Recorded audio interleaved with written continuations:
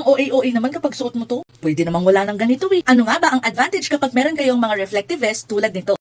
Tara, alamin natin. Mahalaga na meron kayong mga reflective vest sa inyong mga go bag dahil ito ay nakakatulong para kayo ay mabilis makita at kung kailangan man kayong i-rescue, mabilis kayong mari-rescue. Ito ay dahil ang ating reflective vest, from the word itself, reflective, nagre-reflect po ang mga ilaw dito. So halimbawa, merong mga rescuers na naghahanap, especially kapag gabi, once na ang kanilang mga flashlight ay natamaan ang inyong mga reflective vest, mabilis po kayong makikita at mabilis po kayong mari-rescue.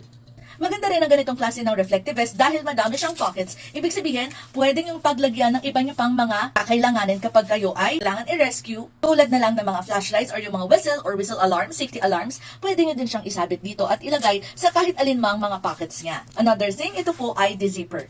Ang kailangan nilang gawin ay ipasok ito dito sa zipper and viola. Ganito na po ang itsura ng ating reflective vest. So, ito ang isang klase ng reflective vest. At ganito rin yung isa pang reflective vest na pwede nyo pagpilian. So, kung adult ang magsusuot or matangkad, i-adjust nyo lang po siya dito. Kung payat naman, pwede nyo din siyang i-adjust dito sa gilid. Pero kung may kalakihan katulad ko, huwag kayong mag-alala dahil ito po ay garterized. Kung bata naman na magsusuot, i-adjust lang po natin yung pinaka-belt, depende sa tangkad o laki ng bata. So, ang maganda dito ay pwede sa adult, pwede din po sa bata. Kung alin man po dito sa dalawang reflective vest ang gusto nyo, ilalagay ko dyan sa yellow basket para madami kayong options. Alin man dito ay malaking tulong para sa inyong mga ginagawang go bag. So, make sure meron kayo nito dahil mas ligtas ang may alam.